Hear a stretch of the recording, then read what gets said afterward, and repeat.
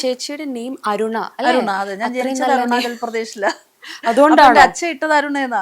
എന്റെ official name അരുണാന്നാ. അല്ല, അത്രയും അത് എവിടെയും കേട്ടിട്ടില്ല. സാധാരണ മൂവിയിലൊക്കെ റിപ്പീറ്റഡ് ആയിട്ട് നെയിം വരുമ്പോൾ നമ്മൾ മാറ്റും. പക്ഷെ എന്തിനാ ഇത്രയും യങ് ആയിട്ട് അരുണ എന്ന് പറഞ്ഞ നെയിമിൽ നിന്ന് യമുന റാണി? ആ യമുന എന്ന് പേര് ഞാൻ മാറ്റിയതല്ല.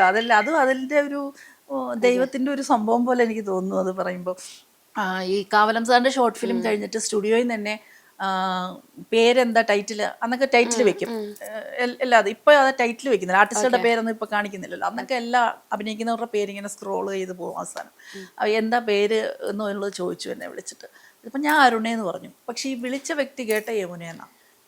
അത് ഞാൻ അറിയുന്നില്ല.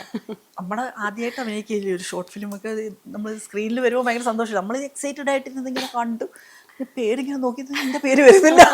ഒരു യമുന വന്നു. അപ്പം സെൻട്രൽ ക്യാരക്ടർ ഞാനാ ചെയ്തത്. അപ്പൊ എൻ്റെ പേര് കല്ലേ യമുന.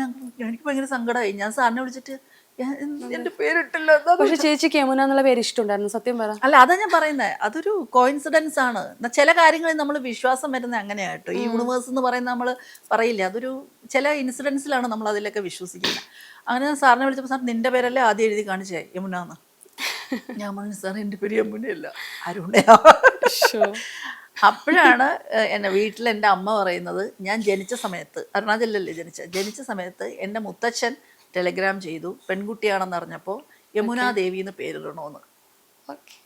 പക്ഷേ ഈ ടെലഗ്രാം വരുന്നത് എൻ്റെ ഡാഡി എനിക്ക് അരുണാന്ന് പേരിട്ട് കഴിഞ്ഞിട്ട് ഇതങ്ങ് എത്തുന്നതൊക്കെ.